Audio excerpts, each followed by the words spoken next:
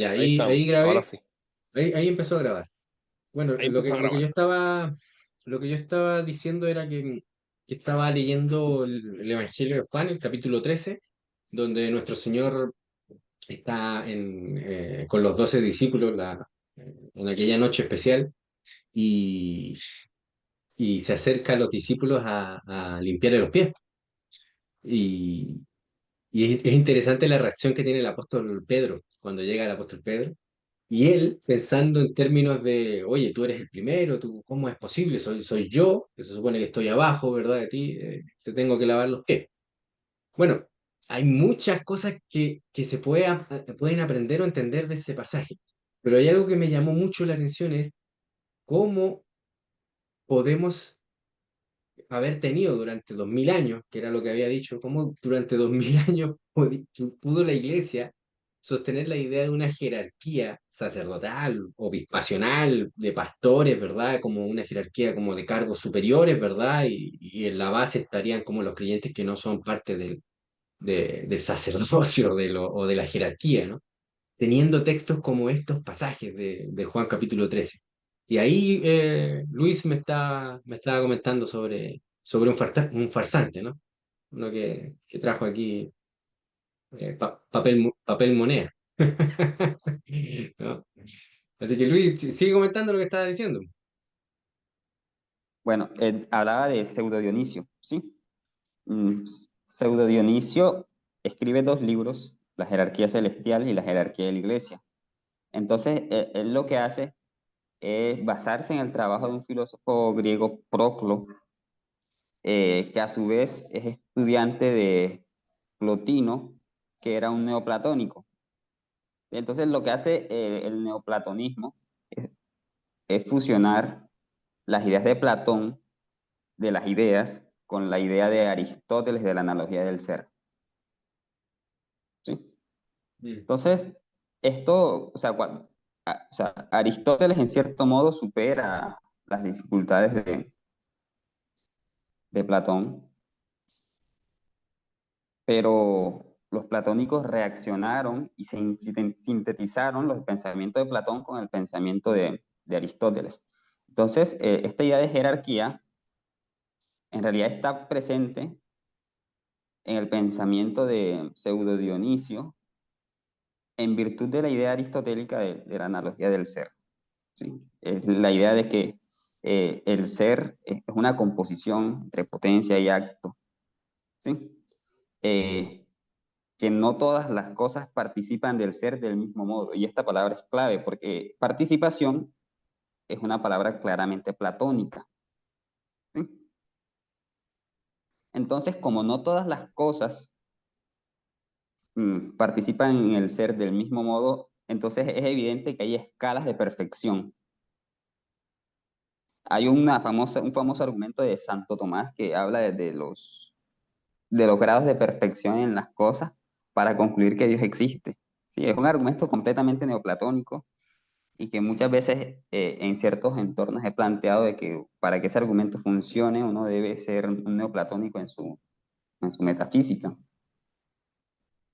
Entonces lo que plantea es que, o sea, como no todas las cosas tienen las mismas perfecciones y como el ser se desborda, hay una continuidad, ¿sí? Es unas escalas muy pequeñas de ascenso, ¿sí? Entonces, esas escalas, la realidad está ordenada así, por escalas, ¿sí? Las cosas que más participan en el ser son aquellas que son más buenas, que son más perfectas, que están más cerca de la verdad, ¿sí?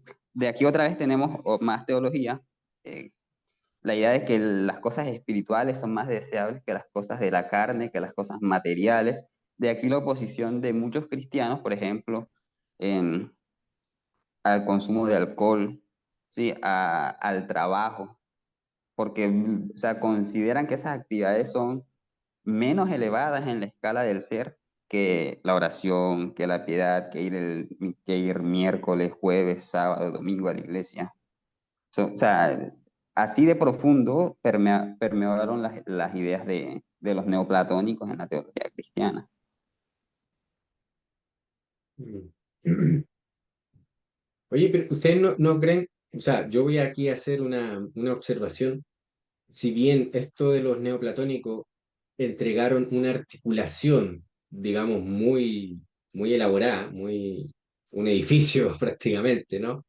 Que busca simplemente justificar un impulso que ya hay en el hombre desde la caída, ¿no? Que es el impulso de que podríamos señalar, el impulso de dominar a mi prójimo, el impulso de sentirme por encima del otro. Es más, este impulso lo encontramos en el mismo pasaje que yo les nombraba del Evangelio de Juan, en capítulo 13, donde nuestro Señor Jesucristo, cuando se acerca a Pedro, Pedro le llama Señor a Cristo, ¿verdad? Y le dice, tú me lavas los pies a mí. O sea, está señalando una especie, si bien no existía el concepto de jerarquía en aquel entonces, ni tampoco estaba toda esta, digamos, esta articulación neoplatónica, estaba esa idea de, digamos, jerarquía en términos prácticos, operativos, ¿no? Si bien no el concepto en sí, pero estaba ese impulso, ¿no? De modo que si lo vemos incluso en el apóstol Pedro, después de haber caminado y haber estudiado y sido enseñado 24 horas al día prácticamente, los 7 días de la semana, por nuestro Señor Jesucristo durante 3 años, y aún así tenía este impulso, ¿no creen que esto que hizo Pseudo Dionisio, recopilando lo que hacía Proclo, lo que hizo, bueno, todo lo que hicieron los neoplatónicos, no fue sino simplemente darle una articulación científica, articulada, más o menos elevada, a un impulso que yo le llamaría natural, pero si bien no es natural en el sentido de lo que Dios ha, bueno, también el concepto de naturaleza ahí es medio delicado, pero un impulso que tenemos, digamos, de la carne, los seres humanos después de la caída.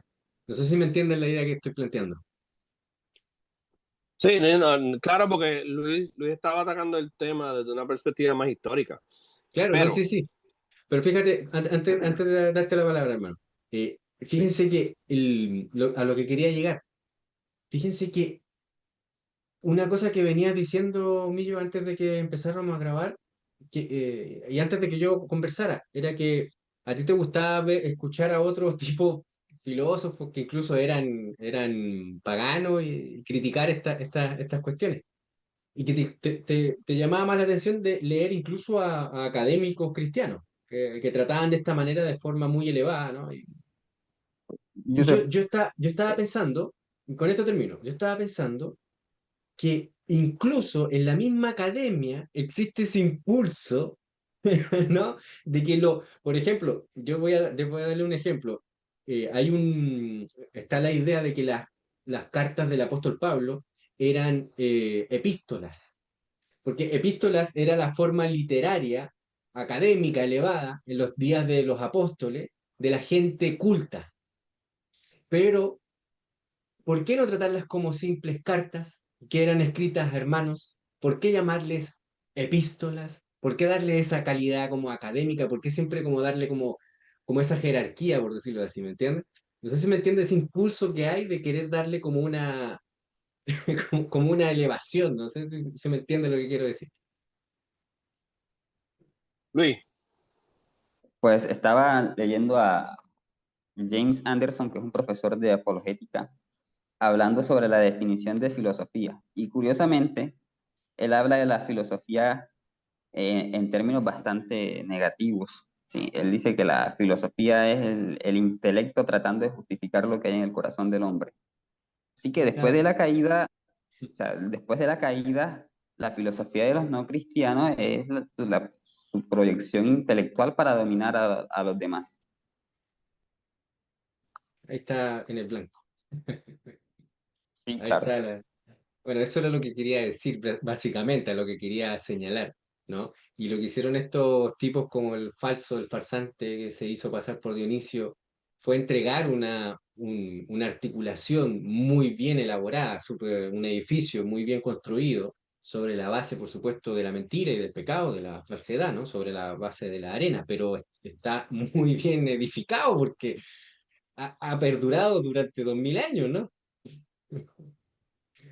Pero una vez más, o sea, yo creo que el punto aquí es la corrupción del ser humano, o sea, en el sentido protestante de que depravado, o sea, de un desviado de su función natural. Mm,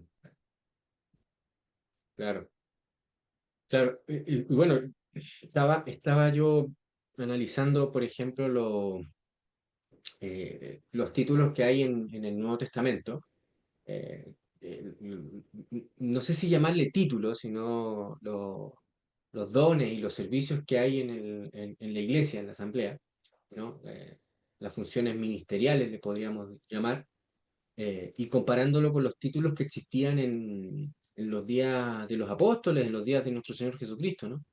Y, y el Nuevo Testamento se preocupó, yo diría el Espíritu Santo ahí, se eligió, digamos, de manera quirúrgica los términos para denominar a las funciones ministeriales dentro de la iglesia, que no involucraran un concepto de arquía, de poder, de dominación, de jerarquía, si le podríamos llamar ya, entendiendo ya el concepto, y habiendo muchos términos, títulos que implicaban una jerarquía, una cadena del ser, ¿verdad? Una degradación, ¿no? de orden, que le podríamos llamar, y el Espíritu Santo eligió solamente títulos, nuevamente, no son títulos, sino como son funciones, servicios, ministerios, ¿verdad? Que implican absoluto servicio. Pero es impresionante cómo se transformaron esos servicios, esos ministerios que eran para servir, cómo toda esta ideología, toda esta teología, toda esta lucubración pseudo-dionisiana, por decirlo así, la transformaron en cargos jerárquicos. Entonces, no sé si ahí hay algo que ustedes hayan descubierto respecto de su investigación con respecto a cómo lograron convertir est- estas funciones ministeriales, que evidentemente eran funciones de servicio, como el diácono, el pastor, el mismo obispo, la palabra obispo era un administrador solamente. ¿Cómo es que lograron cambiar la mentalidad de creer, con la evidencia clara del Nuevo Testamento contrario a ello, de creer de que son jerarquías, de que son cargos, de que son títulos de poder? ¿Cómo podría desde la parte dionisiana, por decirlo así, justificar ese cambio? ¿Se fue el hermano Millo? ¿Se cayó? Y yo, No, se cayó parece. A ver si bueno, lo... lo que pasa, hermano, es que, o sea, hay que tener presente el contexto en el cual se expande el cristianismo, ¿sí? De hecho, cuando hablaba de los apóstoles y mencionabas que ellos también tuvieron la tentación de entender las relaciones humanas en términos de jerarquía. De hecho, el Señor presenta el problema y lo explica con el ejemplo que señalabas, lavando los pies, pero también lo plantea como forma de paradoja, ¿sí? Porque el que quiera ser el más grande debe ser en realidad el siervo, el más pequeño, el esclavo, ese será el grande.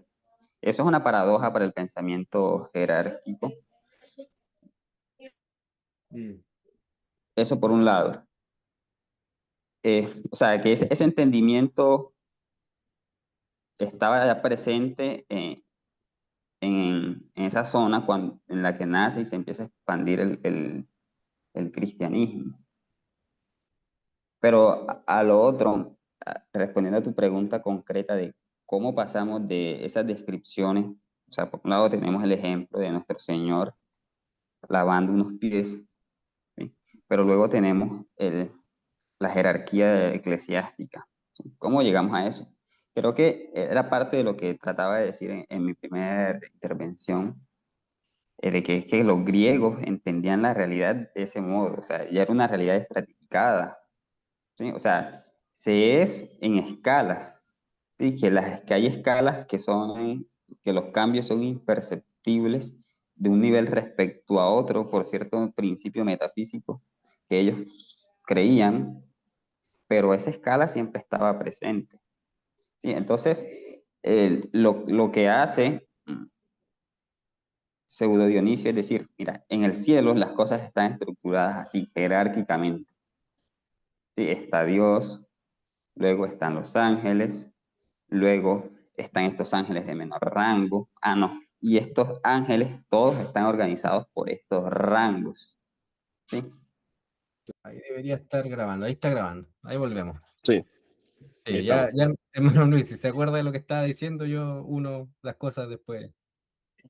No, no sé por dónde quedé. Bueno, Bueno, recuerdo que decía que para los griegos,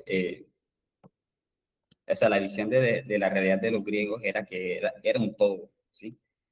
Había un principio de continuidad que unía las cosas que participan más en el ser con aquellas que tienen poco ser, por un lado. Y por otro lado, hay un principio en donde en toda esa continuidad no puede haber espacio en blanco, o sea, todo está relleno. Mm, Entonces, claro. esa idea viene consigo con la idea de jerarquía. Entonces, pasar de una visión de la realidad a pasar, o sea, de entender la realidad de ese modo a entender la iglesia, de ese modo es muy fácil. Y fue lo que hizo Pseudo Dionisio. Claro, sí, es como un sistema operativo, ¿no? que hay que sí, cambiar mira, el sistema, una cosa así. eh, yo creo que para explicarlo de otra forma, tenemos dos opciones. O toda la realidad se explica de que toda realidad es una sola cosa, o existe una alternativa revelada, ¿verdad? Que es que Dios nuestro Señor creó. Y hay dos, ¿verdad? Está Dios nuestro Señor y lo que Él crea. Sucede que el pagano necesita ser monista, o sea, necesita, por necesidad, explicarlo todo como que todo es uno. Claro, hay una variedad inmensa de cómo explicar que todo sea uno, pero la jerarquía es necesaria una vez que tenemos monismo. Una vez que todo es uno, tenemos que dar cuenta de la variedad que encontramos, de la diversidad que encontramos, de las diferencias. Por ejemplo, Yusef y yo somos dos cosas diferentes o somos la misma cosa, ¿verdad? Entonces, pues, ¿cómo se explica? Entonces, ¿qué sucede? Que una vez nos hayamos deshecho de la realidad, o sea, en otras palabras, nos estamos eso de que Dios nuestro Señor ha creado las cosas, tenemos que dar cuenta de cómo explicamos todo. Y la forma de explicar, una de las formas de explicar todo lo que se ve es a través de, bueno, pues existe algo bien grande el resto y eso tiene una forma en que se ve organizado, en que, en que esa realidad se va difundiendo, se va esparciendo, se va particularizando. No sé, puedo traer otras palabras. Y eso es lo que se quiere explicar con jerarquía. ¿Ok? ¿Cómo? ¿Cómo es que llámele Dios, llámele uno, llámele lo que trascendencia, todas esas cosas que es una singularidad, ¿verdad? También. Eh, ¿Cómo de ahí entonces hay otras cosas? Ahora, eso, esa forma de explicar la realidad tiene consecuencias. Y una de las consecuencias que tiene es algo que estaba trayendo el hermano Luis, que es que, pues entonces, si las cosas son así y vamos, ¿verdad? Todo es uno, pero realmente cuando observamos no todo es uno, no parece que todo sea uno, o no sé, ¿verdad? Dependiendo de la filosofía y demás, pues entonces tenemos que ordenarlo. Tiene que haber una forma de explicarlo organizadamente. Y la forma de explicarlo es a través de una cadena jerárquica. Esta es una, ¿verdad? Que es la que estamos discutiendo. Entonces, en donde desde arriba hacia abajo, se va ordenando todo. Entonces, todo tiene esa lógica, todo tiene ese orden. ¿Ok? Y la jerarquía, para explicarlo en arroz y habichuela, como decimos los puertorriqueños, es cómo la gente sin Dios quiere explicar el orden de las cosas. Eso es todo. Pues si existe A, B, C, pues ¿cómo vamos a ver A, B, C? Pues de arriba para abajo, una encima de la otra, etcétera, etcétera, etcétera. Esa es una forma, ¿verdad?, menos complicada de decir por qué rayos. ¿Por qué rayos la gente se empeña en meterle esa idea a todo? Al orden social, a la iglesia, a lo que tú quieras, a la familia. La familia la ven así también. O sea que es una consecuencia del pecado, hermano. Definitivamente, directamente, sí. Para contestar Claro, tu punto. claro, tenemos una manía por jerarquizar las cosas siempre, hacer una jerarquía, un orden, y con orden implica eh, la idea de ordenar jerárquicamente, algo de más valor, de menos valor, crear como una especie de ordenamiento degradado, ¿no? Es como un orden, Escalonado. claro, un orden de elementos degradado, subordinado, ¿no? Exacto. Uno de otros, ¿verdad? Y en función de su valor, de su poder o de su del concepto que le queramos poner en el momento, en ese sentido. Exactamente. Y es, Claro. claro, y ese es un impulso, como yo les decía, desde la caída, ¿no? Yo creo que Caín, yo creo que tuvo ese impulso, ¿no? De sentirse inferior de su hermano o querer ser superior o algún impulso de jerarquía quiso tener, de cómo puede ser Sí. mejor mi hermano, estar superior de mí con respecto a mí, ¿no? O sea, se estaba midiendo en esa misma escala, en esa misma función. Creo que es desde el pecado que existe esto, y lo que hizo simplemente esta teología o esta visión pagana, helenística, que se introdujo en el cristianismo, fue darle una justificación cristiana, ¿no? A la jerarquía. Pero todo el Nuevo Testamento es antijerárquico, o sea, es impresionante. Cada vez que yo tomo más pasajes del Nuevo Testamento, lo leo y veo, oye, ¿cómo no lo vi? Está clarísimo y es súper objetivo. Tampoco es que yo quiera, digamos, incrustar algo. Es típico cuando uno tiene una idea en la cabeza, trata de verla en todos lados, ¿no? Pero es muy Sí. evidente, muy objetivo en el Nuevo Testamento, que el Nuevo Testamento es totalmente contrario a la idea de jerarquía, de poder, de dominación. O sea, es muy evidente. Mira, hermano, creo que el hermano Juan Guillermo quiere decir algo, pero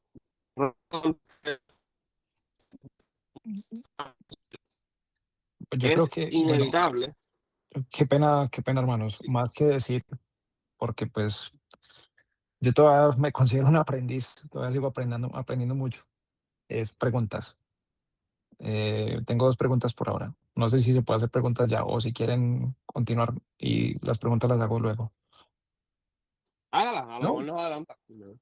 Bueno, aparte del texto, de cuando Jesús habla de que no será así entre vosotros, ¿qué más otros textos pues, anárquicos o antijerarquía hay? Que el hermano Joseph estaba comentando. Otra pregunta, hermano, ¿tiene otra? ¿Tiene otra pregunta?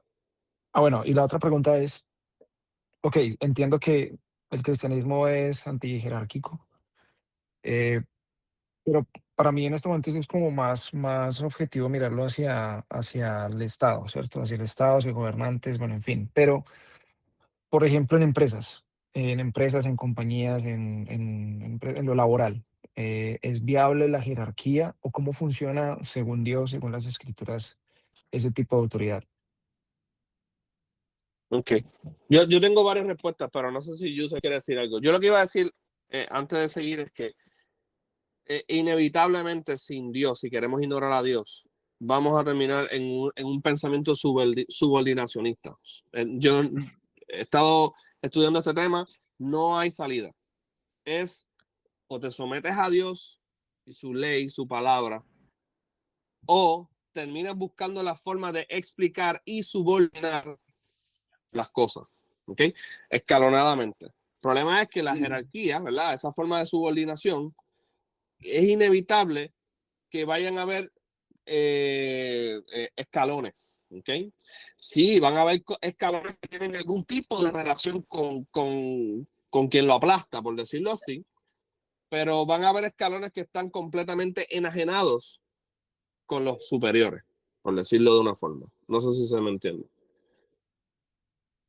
Bueno, Luis, sí. dime. Bueno, iba a aportar que este tipo de justificaciones de un dominador, o sea, uno lo ve en lo que pues, la serpiente le promete a Eva, ¿sí? O sea, la promesa que le hace la serpiente es, vosotros seréis como dioses. Entonces, en cierto modo, lo que le está diciendo es, lo que se pretende es determinar qué es lo bueno y lo malo, pero esto tiene una implicación, es que el propio individuo busca su propia edificación, ¿sí? O sea, se entiende a sí mismo como Dios y por lo tanto la subordinación de los otros a uno. Y eso implica, hermano, que cuando uno busca ser quien subordina, uno intenta explicar la realidad de esa forma. Y cuando uno sabe que entonces uno está por debajo de lo que sea, menos talento, menos lo que tú quieras, menos dinero, pues entonces ¿cómo uno va a explicar eso? Bueno, pues entonces yo en algún aspecto estoy subordinado a esa otra persona o lo que sea. Se vuelve una lógica, eso es lo que estaba trayendo ahorita, esa es la lógica del pecado, es subordinacionismo. Por eso la pregunta que hace el hermano Juan, hermano, es que no es que hay versículos de la Biblia que enseñen anti-jerarquía, es que la escritura completa enseña que solamente hay uno que tiene el derecho de llamarse, ¿verdad?, por encima de nosotros, y nosotros, cada uno, está subordinado a él. Ya, Eh, ya entiendo. y, entonces, el orden de las otras cosas lo hablaremos, me imagino que Yusef está loco por decir, pero tenga en mente que, por ejemplo, la escritura es clara. La escritura habla de la iglesia, por ejemplo, habla en términos de cuerpo, y uso esa analogía por algo, pero hablaremos de eso ya. Porque, por ejemplo, yo en lo que yo me desenvuelvo, en mi profesión, yo ahorita ya soy, por ejemplo, yo soy capitán y yo tengo subordinados. Entonces, como que, ¿cómo traigo yo las escrituras? ¿Cómo traigo yo a Dios en mi posición de autoridad, entre comillas?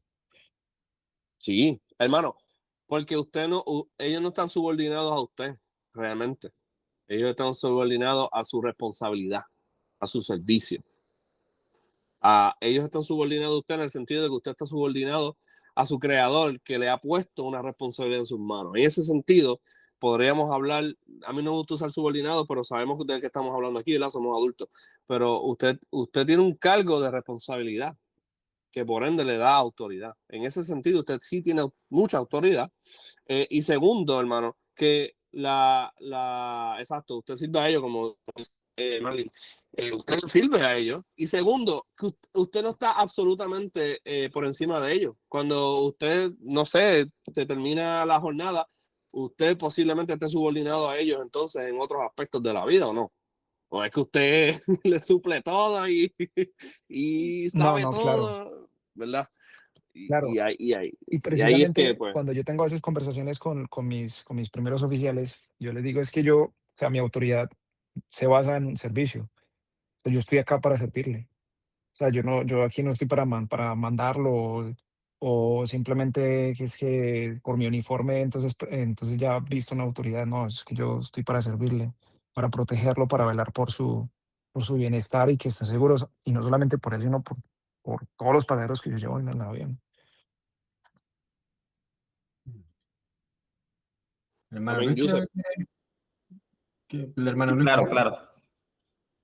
O sea, el asunto con la relación laboral tiene que ver con algo que es consistente en la ética cristiana, y es que las relaciones humanas son relaciones éticas, ¿sí? O sea, cuando nosotros hablamos, eh, en este caso de subordinación, o sea, de un empleado con su jefe. Estamos hablando de una relación ética. ¿Verdad? En la subordinación de la que hablamos cuando hablamos de jerarquía, por otra parte, es una relación, o sea, es una subordinación metafísica. Sí, de hecho, los teólogos son casi unánimes cuando rechazan una herejía que se llama subordinacionismo, que, o sea, lleva este desvarío de quién es superior a quién a la Trinidad.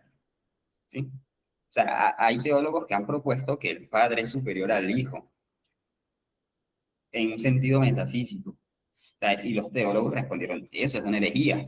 Curiosamente, cuando parecen normalizarlo cuando se trata el asunto de las relaciones humanas. Claro. Claro, por algo que dijo Yusef, por algo que decía Yusef, porque tratamos de explicar el orden, lo que es orden, lo tratamos de explicar sin Dios. Y vamos a terminar ahí, no importa el nombre que tú le quieras poner, jerarquía o lo que sea. Mm. Oye, tratando de responder una de las preguntas con respecto a los textos anárquicos, los textos de la escritura, o sea, yo cada vez que estoy leyendo ahora la escritura, estoy como en un renacer, por decirlo así, ¿no?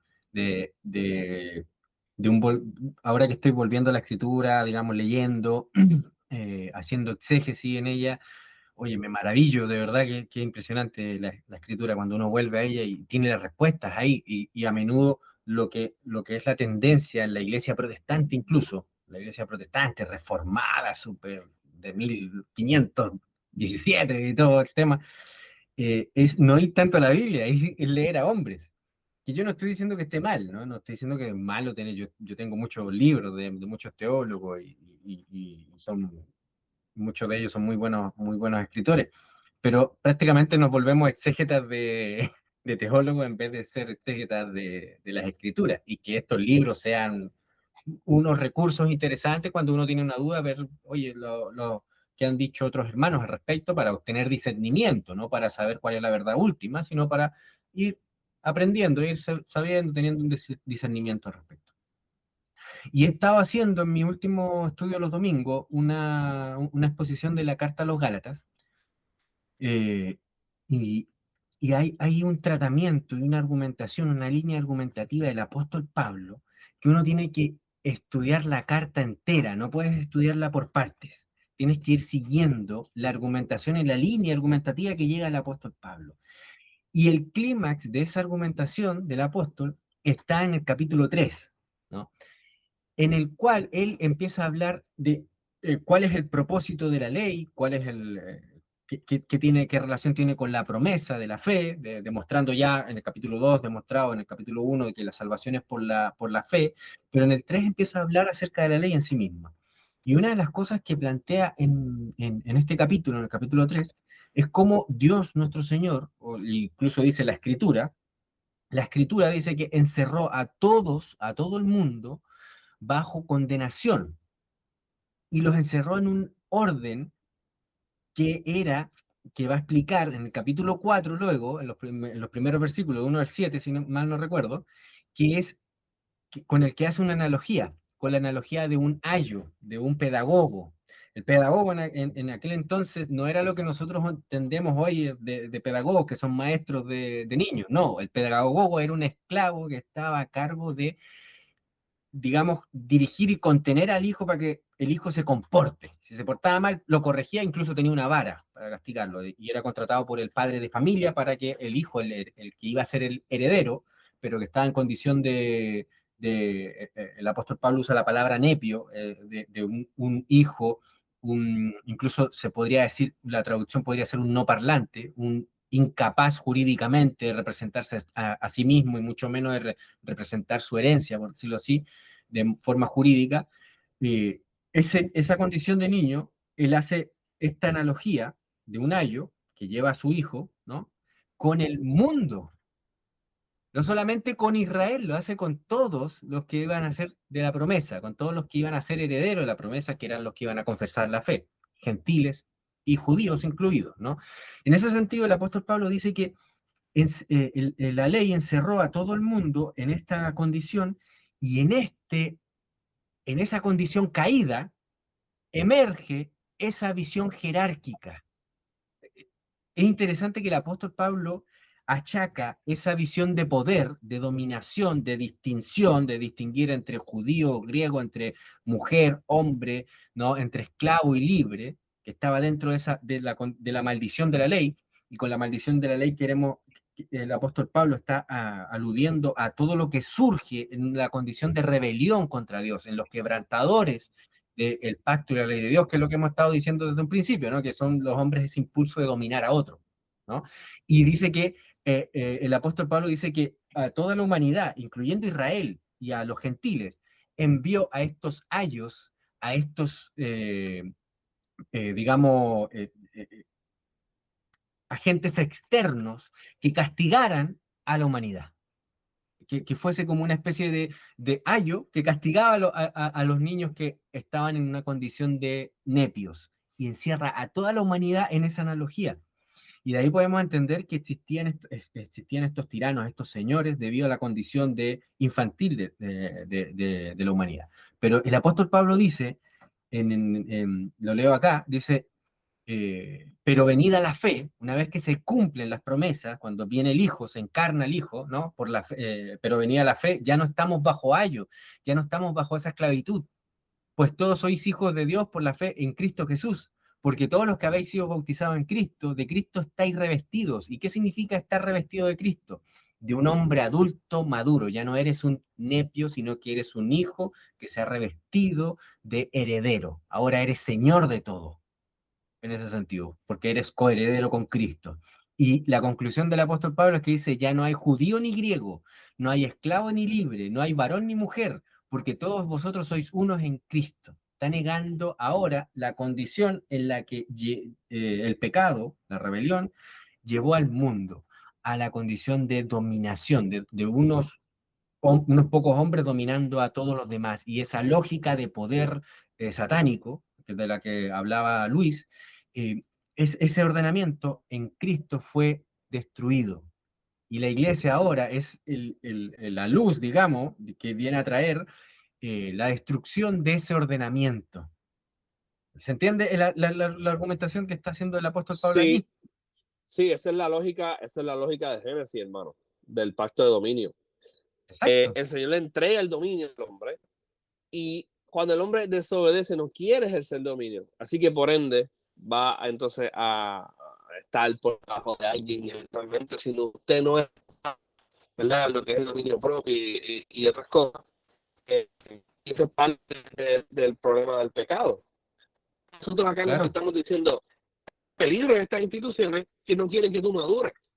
¿Por qué? Porque entonces están siendo contra Cristo, contra la madurez, contra el verdadero hombre espiritual, que el mismo Pablo dice, que el hombre espiritual es quien juzga todas las cosas. No juzgue, no. Nos roban esa. El apóstol en el versículo 4 al 7 del capítulo 4, pero cuando vino el cumplimiento del tiempo, Dios envió a su Hijo, nacido de mujer y nacido bajo la ley, para que redimiese a los que estaban bajo la ley, a fin de que recibiésemos la adopción de hijos, esto es, ya de hijos adultos, ¿no? Y por cuanto sois hijos, Dios envió a vuestros corazones el espíritu de su Hijo, que es la analogía con lo que pasaba con los hijos, los nepios, en el derecho romano, que cuando ya se hacían adultos, ellos recibían la toga virilis, que le daba como la idea de que ahora podía hacerse heredero y, digamos, obtener el dominio de su casa, ¿no? Poder gobernar. Nosotros Sí, tenemos el Espíritu Santo, que es esa señal, el cual clama Abba Padre, y fíjese cómo termina el apóstol Pablo, así que ya no eres esclavo. El apóstol Pablo comparó a toda la humanidad, incluyendo israelitas, con paganos, como esclavos bajo la ley. Pero venido Cristo, ya no eres esclavo, sino hijo, y si hijo, también heredero de Dios por medio de Cristo. Esto, hermano, es la negación absoluta del orden pagano, del orden caído del hombre, que es el de ejercer de la dominación contra otro hombre, básicamente. exactamente. Otros pasajes, a lo mejor, ¿verdad? El hermano estaba preguntando porque quisiera ver algo más concreto en la escritura. hemos hablado, ¿verdad? De que el Señor establece cuál es su orden, que es, ¿verdad? El servicio, el servir. Pero yo le añadiría la cuestión del cuerpo, ¿ok? Claro, la situación que tenemos es que cuando hablamos del cuerpo, pues las personas simplemente quieren marginarlo a lo que es la iglesia, y como la iglesia es un concepto que está completamente encapsulado, enquistado en una institución que está encerrada allí cantando los domingos, pues entonces se pierde. Pero la belleza de esto es que esta es la nación de Cristo, el reino. La nación del reino, Dios la compara con un cuerpo. ¿Okay? Y cuando la compara con un cuerpo, el apóstol Pablo en varias ocasiones, bueno, siempre que el apóstol Pablo habla de lo que es la iglesia, él te va a mencionar el cuerpo. Y cuando te va a mencionar el cuerpo, siempre te va a hablar, siempre te va a hablar de otro concepto unido, siempre está ahí. No puede hacer exégesis del cuerpo si no hace exégesis de los dones espirituales. Es imposible. Está ahí. Si lo ignoras, eres un mal teólogo, o eres una persona que de verdad quieres hacer daño, porque está ahí. Y algo hermoso que siempre vemos en esos pasajes, Romanos 12, Corintios, etcétera, es que vemos que cada persona tiene un regalo de Dios, un carisma, un don, ¿verdad? Carisma es en el griego. Y ese regalo, ese don, te hace miembro de un cuerpo, ¿ok? Esa es tu función en el cuerpo. Función en el cuerpo es, se ve manifestado a través de eso que Dios te regala, ese regalo, ¿verdad? Entonces, ahí es que vemos que realmente no, en la lógica del Señor, en su reino, en la realidad que los seres humanos debemos vivir, porque no sé si se enteraron en la iglesia que a nosotros los cristianos nos toca discipular todas las naciones y enseñarles cómo vivir. Así que eventualmente todas tienen que regirse por la lógica de Cristo. La lógica de Cristo es la siguiente: Él es la cabeza, no hay otra cabeza, no hay dos cabezas, no hay dos cuerpos, es uno. Y cada uno de nosotros es un miembro funcional dentro de ese cuerpo. Ahora, los cuerpos, no sé si usted ha observado su propio cuerpo, o sea, si se ha mirado al espejo, usted es una cadena, usted no es una escalera, usted no es una pirámide, usted no es un emparedado. Usted tiene un montón de miembros en ese cuerpo, y Pablo usa la analogía del cuerpo de una forma no solamente brillante, sino hermosa. Explica que cada uno tiene una función, y siempre, hermano, si tú quieres un pasaje o un versículo que te hable de antijerarquía, cada vez que leas en las escrituras los unos a los otros, cada vez que leas ese enunciado, los unos a los otros, es imposible entender unos a otros en un cuerpo y a la misma vez explicarlo con jerarquía. Es imposible. No se puede. Es como tratar de hablar de círculos cuadrados ¿verdad? Y de imágenes 3D que realmente son planas. No estamos hablando de lo mismo, ¿ok? No se puede. Usted no puede poner en jerarquía un cuerpo, ¿ok? Sus ojos no, porque estén en términos de niveles más arriba, no le pueden decir a otros miembros, no te necesito. O los otros miembros no pueden decir, yo quiero ser lo que no soy. ¿Okay? Hay un orden. Eso es un orden. El cuerpo es un orden. Lo que pasa es que es un orden orgánico, el cual nadie controla, sino que cada miembro se debe el uno al otro. ¿Okay?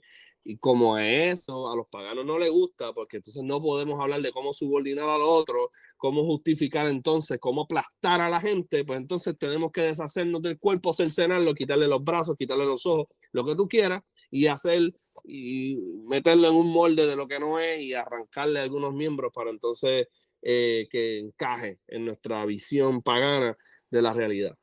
Y esa es mi contestación a todas las preguntas del hermano.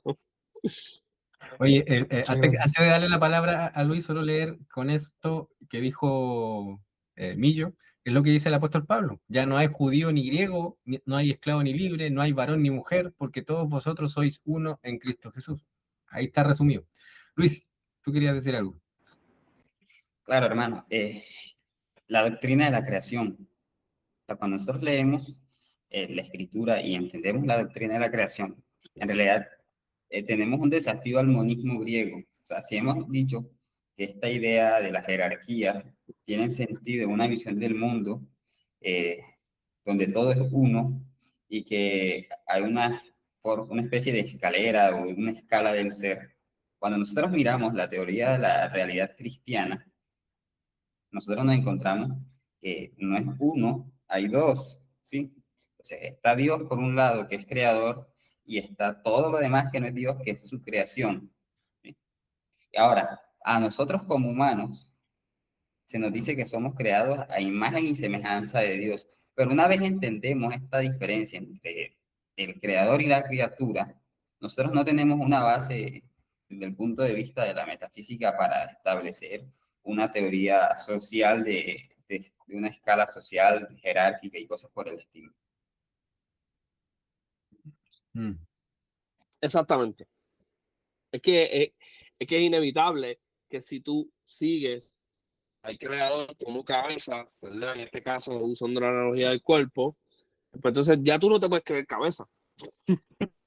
A menos que tú quieras decir que eres Dios. Y ese es el punto, ¿verdad? Del paganismo. Explicar cómo Ahora, ellos son Dios.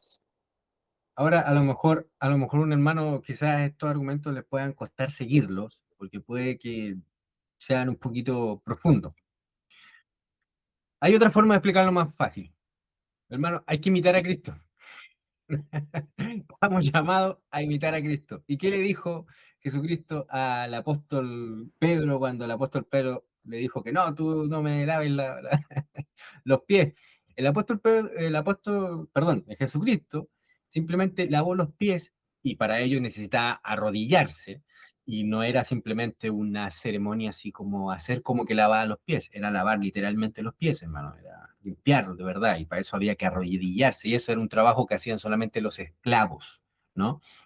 Y Jesucristo después de terminar de hacer eso, se levanta, todos quedan anodadados porque todos esperaban que él era la cabeza, era el máximo, ¿verdad? Y el que todos le tenían que servir a él y él servirse de todo. Jesucristo le dice, ustedes me llaman Señor y Maestro, y bien decís, porque es verdad, pero como yo les he dado de ejemplo, así hagan ustedes entre ustedes, trátense a sí mismos, ¿no? Y hay una palabra en griego que se usa mucho, y el apóstol Pablo la usa, que es la palabra colaboradores o colaborador, es la palabra en griego sundulos, que son dos palabras, una sun, que es, digamos, da la idea de que contigo estoy, digamos, en conjunto, y dulos, la palabra esclavo, ¿no? Literalmente esclavo, ¿no?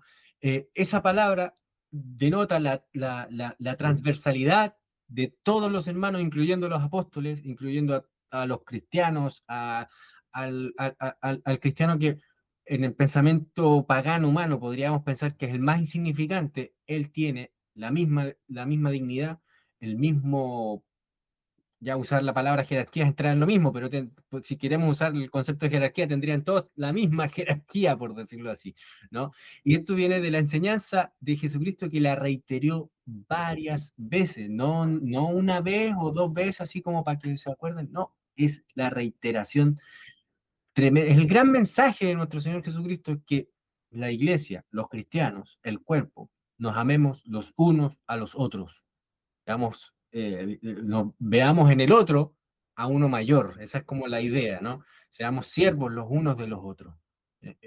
Ese es otro argumento súper básico, súper simple que está, pero plagado en el Nuevo Testamento. Está lleno del Nuevo Testamento, en el Nuevo Testamento esta enseñanza.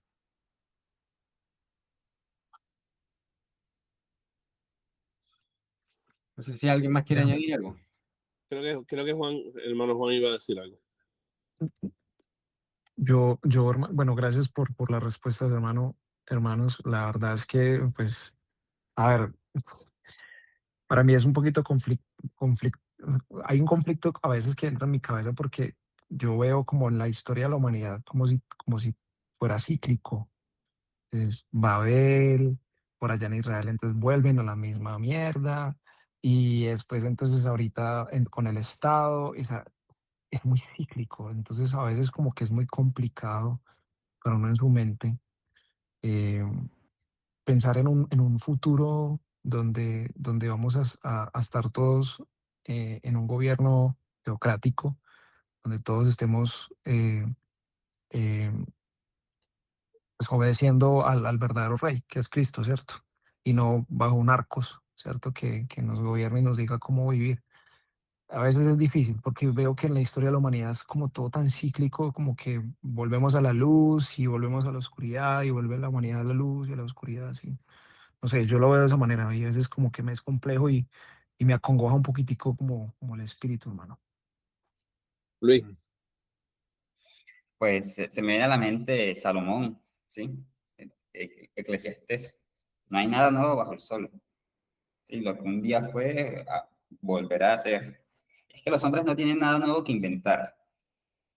¿Sí? O sea, después de que el hombre compró el evangelio de la serpiente, el hombre está obligado a eso, a esa utopía. El hombre caído.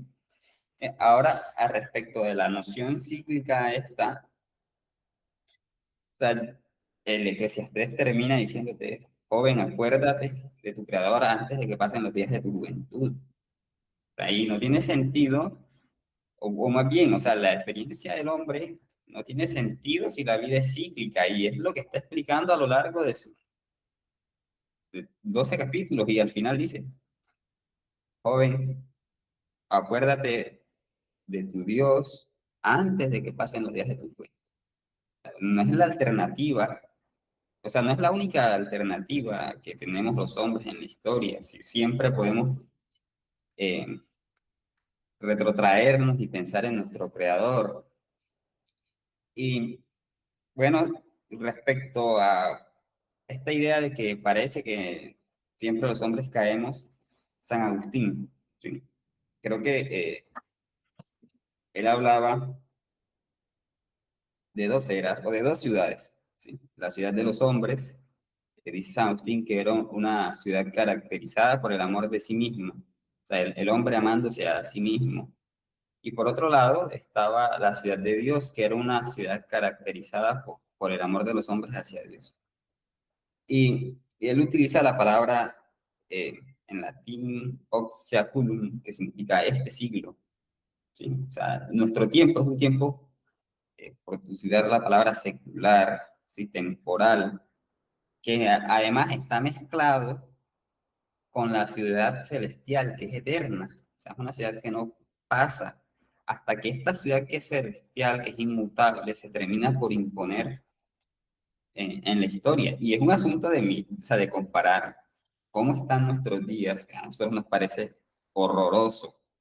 Oh, pero hay que mirar hacia el pasado y compararnos con ellos. O sea, nosotros vemos hoy opresión y hay que ver al pasado y cómo eran esas formas de opresión en el pasado. O sea, nosotros hoy nos escandalizamos por el aborto, y lo más normal en el pasado era que una mujer pariera y tirara su niño al muladar, a un basurero, o tirara en un río para que se muriera, o para que el padre escribiera una carta muy amorosa a su mujer y al final le dice, estás embarazada, aquí hay dinero, pero si es una niña, deshazte de eso. O sea, hoy, o sea, alguien lee esa carta y ese padre va a la cárcel. Entonces nosotros decimos, bueno, estamos hablando de otra forma de dominación, pero por otra parte, vemos que el avance es real. Mm. Yo diría que hay periodos de luz, periodos de oscuridad, como decía el hermano, periodos de luz, periodos de oscuridad, pero ese periodo de luz, el siguiente periodo de luz brilla más y el siguiente periodo de oscuridad oscurece menos. No, Sí, bueno, siempre, sí, es verdad. siempre Sí, sí, es verdad. creciendo en la luz, en ese sentido.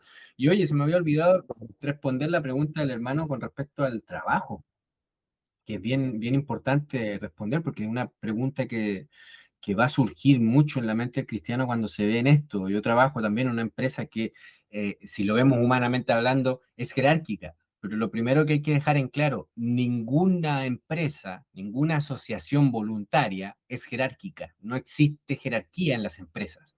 Es- Eso es una proyección que nosotros hacemos, una interpretación de nuestra mentalidad pagana de esos hechos, del Sí. hecho de la empresa, de hecho de los contratos, del trabajo. Hay que entender que uno debería hacer una distinción, y aquí es un trabajo que hay que elaborar, eh, entre ley y derecho. La ley, la fuente de la ley es Dios nuestro Señor, y también la fuente del derecho, por supuesto, porque es el que da los principios generales del derecho. ¿No? Pero el derecho surge entre los seres humanos en la medida en que estos acuerdan contratos, que sometiéndose, por supuesto, hagan acuerdos, hagan contratos que se sometan a los principios generales del derecho, que es la ley de Dios, pero ese derecho surge de los acuerdos que se lleguen, ¿no? Y un acuerdo libre y voluntario, bilateral, no unilateral, sino bilateral, es un acuerdo anárquico. No hay ahí una relación, digamos, estratificada, una relación entre el que está arriba y el que está abajo, como por ejemplo un conquistador, un rey, un emperador que conquista otro pueblo. No, es un arreglo entre dos partes libres y voluntarias que hacen un acuerdo, ¿verdad? Lamentablemente hoy en día hay una triangulación, ¿no? En la que un Moloch se mete entre medio, ¿no? De estos acuerdos y obliga a las dos partes a acordar cosas que a lo mejor libremente no acordarían, que sería el Estado obligando ahí a las empresas a comportarse de una determinada manera y a los trabajadores de otra determinada manera. Pero en términos generales, en el trabajo no hay jerarquía, no existe la jerarquía. Pero sí hay un concepto que el Nuevo Testamento maneja, ¿no? Y que es un concepto que tienen los hermanos, los ancianos, las hermanas ancianas, ¿verdad? Los pastores, los obispos, los servidores, que es el concepto de autoridad, Ujú. exousia, en griego, que es una autoridad delegada, no es una autoridad arqué en el sentido que tenga un principio en mí, que en virtud de lo que yo soy, ontológicamente, o en el lugar de la cadena del ser donde yo esté, tú tienes que obedecerme porque tú estás abajo, en virtud de que tú estás abajo, tú sométete, yo tengo derecho a mandarte. No, la idea de la autoridad es en virtud de que tú haces un servicio y tienes una autoridad delegada que ha sido reconocida, ¿verdad? Y es un servicio y es, digamos, es reconocida por las partes. El jefe en una empresa puede mandar, ordenar, en virtud de que el que está, digamos, por debajo, subordinado, en un contrato libre, no jerárquico, puede, o sea, ha aceptado ese vínculo contractual, lo ha aceptado libremente, no es una imposición jerárquica, no es algo que por la naturaleza digamos, de los entes que se relacionan entre este ser humano que tiene una jerarquía superior y este otro que tiene una inferior, ¿verdad? Está obligado a obedecer. No. Hace no mucho tiempo, prácticamente hace unos años atrás, estaba esa mentalidad en las empresas. Estaban los jefes que, no, si yo soy el que mando, yo tengo esa jineta, pero es por una interpretación y una cultura jerárquica y pagana. Pero eso no quiere decir que esas relaciones sean jerárquicas en sí mismas. Así que si hay un cristiano que sea jefe, que tenga una encomienda, lo que es, más que jefe, podríamos decir que es un obispo, porque la palabra en griego, obispo, era un administrador, un, un, un encargado de supervisar. Y era simplemente alguien que estaba contratado y que hacía un trabajo y que podía ser un esclavo incluso. El esclavo que era el obispo que estaba encargado de supervisar ahí eh, un gremio, lo que sea, ¿no? Lo que sea que sea la empresa que fuese, en ese sentido. De modo que tú lo que estás haciendo como jefe estás sirviendo, no te estás enseñoreando, porque no tienes esclavos, tienes a hombres libres que han aceptado libre y voluntariamente un contrato para que funcione de una determinada manera una empresa. Básicamente es eso. No Sí, tiene nada que ver aquí la jerarquía. sí, y ahí entra lo que yo mencionaba del cuerpo, hermano. De hecho, muchas empresas eh, se consideran corporaciones. Corporación es una palabra que está relacionada al cuerpo. Y otra cosa interesante que yo descubrí mientras estudiaba todo esto es que, como usted sabe, yo una vez traje este estudio del cuerpo a unos hermanos y una hermanita decía, la palabra que estás buscando de cómo los órganos trabajan unos con otros se llama sinergia.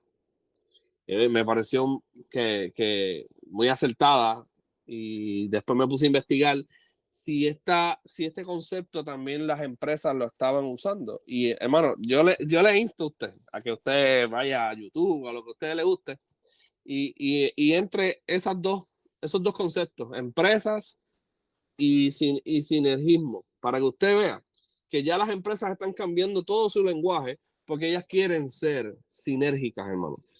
Todas las empresas ahora mismo están hablando de miembro, de membresía. ¿Qué usted cree que significa? ¿De dónde usted cree que viene la palabra miembro, verdad? Membresía. Y todo esto, están cambiando su lenguaje porque se dieron cuenta que realmente como trabaja un cuerpo eficientemente es una relación sinérgica, no una relación jerárquica. La jerarquía es una barbaridad, hermano. De Sí, de verdad. hecho, oye, de hecho, hermano, la palabra empleado ya no se está usando en las empresas. De hecho, hay muchos cambios en la empresa al respecto. Y es interesante que los conservadores, los supuestos capitalistas, e incluso los cristianos de derecha, se han burlado de estas prácticas que les llaman progresistas de las empresas, porque las empresas buscan negar esta idea de que existe un mando, una jerarquía, un poder y un sometimiento y que hay empleados y se burlan de eso porque lo acusan de progresismo. Y en ese sentido las empresas, el mundo privado, está llevando a cabo una transformación, ¿no? Que es más sometida al reino Cristiana, de Dios, más cristiana. más cristiana, Exactamente.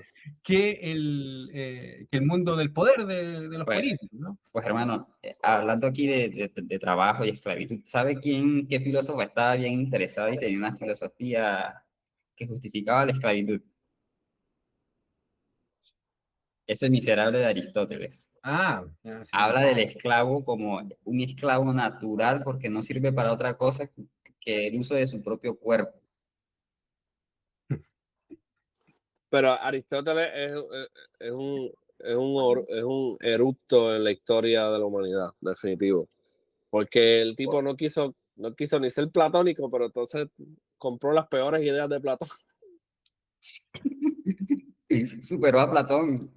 Sí, lo superó en imbécil, definitivo. Bueno, Imagínese que él entrenó y le dio justificación a Alejandro Armando que lo que quería era conquistar el planeta entero y someterlo bajo sus pies. Imagínese si no es una bestia claro, fue el asquerosa. de Alejandro Magno. De hecho, cuando el hermano Yusef hablaba de los nepios, decía, mira, la gente cómo escucha a esos nepios que fueron Sócrates, Platón y Aristóteles y lo tiene como autoridades intelectuales. Claro, claro. Y la iglesia lo tomó como maestro. De hecho, Calvino en algunos pasajes, creo que de la institución, habla del filósofo para referirse no sé si a Platón o a Aristóteles. Lo que pasa, o sea, el filósofo es Aristóteles por Santo Tomás. O sea que hay que ver si se está refiriendo Pa- al pa- filósofo por medio de Santo Tomás. Parece que se refería a Platón, parece. No, o sea, el que llama el filósofo a Aristóteles es Santo Tomás. Pero resulta que los reformadores dieron cierto uso a Santo Tomás. De hecho, el otro día hablaba con Millo sobre el concepto de equidad general. Y mientras estábamos hablando, Millo dice, espérate, ¿en dónde leí yo eso? ¿Y si tú a Calvino?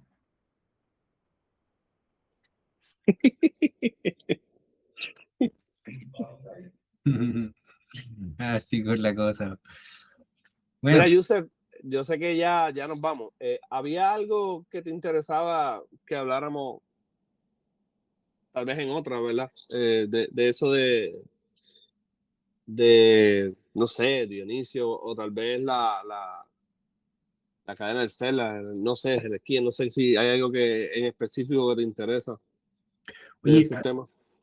una de las cosas que yo estaba viendo, leyendo, hay un autor del siglo pasado, de 1920 por ahí, que se llamaba, ¿dónde lo tengo? Lovejoy. No, no, no, sí, es alguien que yo no tenía idea que existía. Deisman, se apellida, A. Deisman. Tiene obras del siglo pasado, de 1908, de 1927, el 29, incluso en el 57 parece, pero puede que haya sido una revisión. No, no sé si todavía estuviera vivo ahí. Eh, y es bien interesante, yo no sé de qué teología es, que sigue, me parece que es luterano, porque es alemán, eh, pero él hace una revisión, no sé si arqueológica, pero hace una revisión histórica, historiográfica, ¿verdad?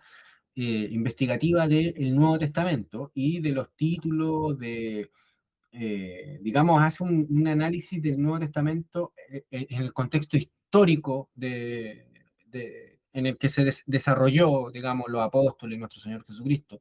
Y hace un análisis interesante que me llamó mucho la atención, porque siempre, como yo les decía hace un rato, que los teólogos, los eruditos de la Biblia, siempre como que elevan la escritura como a nivel de literatura, el Nuevo Testamento. Con literatura queremos decir el ámbito como elevado, académico, de personas ricas en lenguaje, en conocimiento, ¿verdad?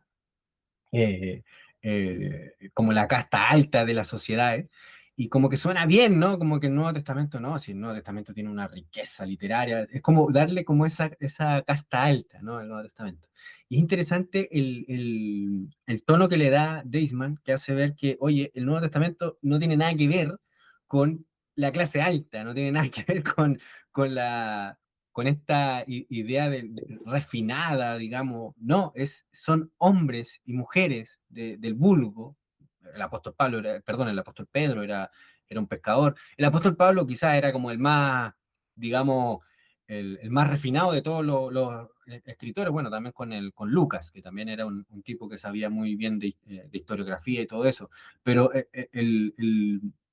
digamos que la palabra que estoy buscando es se me va la palabra, pero el tono que tiene el Nuevo Testamento no es elevado en el sentido literario, sino que es más de comunidad, de cartas, como les decía, en vez de literatura. Y, y es bien interesante el análisis que le hace. Podríamos, una reunión de estas, exponer y ver cómo la obra de este tipo, de cómo podría influenciar en nuestra visión del Nuevo Testamento. Porque tenemos una visión muy academicista de incluso de la literatura del Nuevo Testamento, y es interesante darle la vuelta y verlo como comunidades, como un apóstol que iba en uno de sus viajes, le tocó escribir una carta así andando prácticamente y enfrentar un problema a la rápida, y por eso que vemos una carta como la de Corintios, que de repente salta un tema, el otro tema, y así. Es bien interesante el enfoque que le da Deisman al Nuevo Testamento. Y en ese sentido sería bueno que un día lo discutiéramos y analizáramos alguna de sus obras que tiene. Vale, envíe eso. Yo les voy a compartir algunos libros que tienen, lo malo que están en inglés, ¿no? En español no hay, pero con la ayuda de Notebook LM podemos ver muchas cosas bien interesantes. Vale, hacemos eso. Ya luego les comparto, entonces, tengo que escribir más sobre el tema, pero si a alguien le interesa el tema de la jerarquía y Dionisio y por qué eso está en la iglesia todavía, pues hay unas cosas que yo escribí que las pueden ver, sobre todo las citas que puse ahí de los libros, de las cosas que escribió ese señor. Y bueno, nada, no aporto más porque creo que ya nos extendimos mucho. Sí. Oye, pero por ejemplo, este autor que yo les nombro, Deisman, habla acerca de que la iglesia fue totalmente contraria y se cuidó de no tener títulos, conceptos jerárquicos dentro de la comunidad. Sí, también está involucrado en esta idea o sea, en esta conversación de la jerarquía. Por eso me interesó harto. Hermano, estaba pensando, Sí. y perdone que lo interrumpa, en la carta de Pablo a Filemón. Claro. Él le escribe de una cárcel. Mm. claro. Eh, Pero también muestra la transversalidad esta del concepto de esclavo, deudor. mm. Sería interesante entrar en lo que está diciéndole Pablo a Onésimo y a Filemón. Sí, pero necesitamos limpiar los lentes. Y yo creo que por eso era que era interesante esta conversación, porque los lentes los tenemos en forma de triangulito así y solamente vemos jerarquía. Hay que quitarnos esa cosa para poder ver lo que el hermano Yusef dice. Las comunidades se consideraban cuerpos, habían miembros, se cuidaban los unos a los otros. Ese amor era, ¿verdad? ¿Cuántas palabras para amor habían para explicar lo que ellos hacían? Que para nosotros hoy en día es tan bajuno que no funciona para lo que hacemos el domingo. El domingo comer, ¿no? El domingo abrazarnos, ¿no? Besarnos, ¿no? O sea, ser comunidad, ¿para qué? Si yo estoy feliz sin tener que soportarte. No, hermano, un abuso del lenguaje para decir que lo que hay el domingo es comunidad. Ya. O Monólogos. sea, Ir a escuchar un monólogo. sí, ir a escuchar un monólogo, ir a cantar la música que cantan, No, hermano, es la verdad tener yo me comunidad. vomitaría al escuchar que cantan Rey Soberano y después salen a obedecer la ley del Estado. No. No, el propio sermón, el propio sermón es un llamado a la fornicación. Mm. No, sí está fea la O cosa. De sea, hecho, todo el orden es subordinacionista y lo puedes encontrar en uno de los escritos de Dionisio. De hecho, se llama así, la Eucaristía. Y él explica por qué la Eucaristía es un reflejo un reflejo de lo que está en el cielo y por ende hay que hacerlo, como él Bueno, dice. Bah. podríamos, podríamos hablar de eso que habla Dionisio, compararlo con lo que dice el apóstol Pablo en 1 Corintios, por ejemplo, el orden del culto, ¿no? Y ahí empezar a ver, porque hay muchas de las cosas que ustedes están hablando de esto, que habla este autor Deisman, y que podríamos empezar ahí a mezclar y ver, y discernir y comprender más o menos el paradigma jerárquico y compararlo con el paradigma bíblico, en ese sentido. Sería bien interesante ver, dirigirlo hacia el culto, hacia aquello que llamamos culto, hacia aquello que es cuando se reúne la iglesia, la asamblea de Dios. Podría ser bien interesante hablar al respecto de eso con estos temas. ¿No les parece? Sí, súper. Ya, pues hermano, quedamos en eso. Nos vemos en la próxima. Y ahí seguimos hablando de este tema y podríamos enfocarlo en las reuniones de la iglesia, de qué es la reunión y ahí vamos viendo qué era la práctica de la iglesia y, qué introdujo el farsante Dionisio, el que no era el Dionisio, ¿no? El falso Dionisio. Eso, mi hermano, un abrazo, que estén muy bien. El Millo parece que se quedó pegado, así que me despido de él. Chao, hermano Luis, chao, hermano Juan. Chao, mis Nos hermanos. vemos. Muchísimas gracias por todo y responder las preguntas. Gracias. Chao. Chao, chao.